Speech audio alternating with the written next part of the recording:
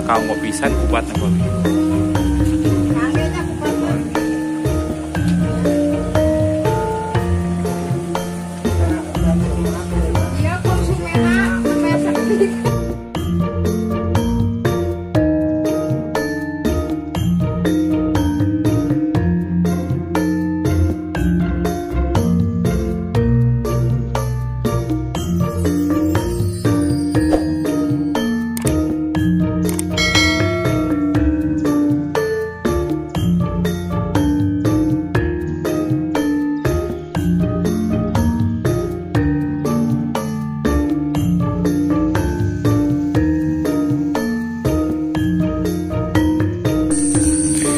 Dan akhirnya aku sudah pulang juga ya di warung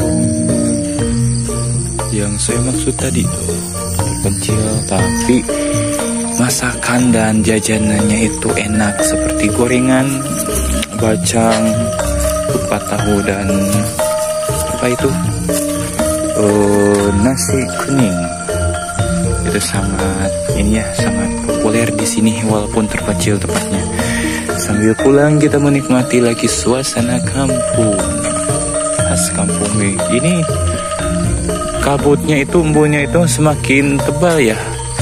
Mungkin karena mataharinya belum muncul sinar mataharinya.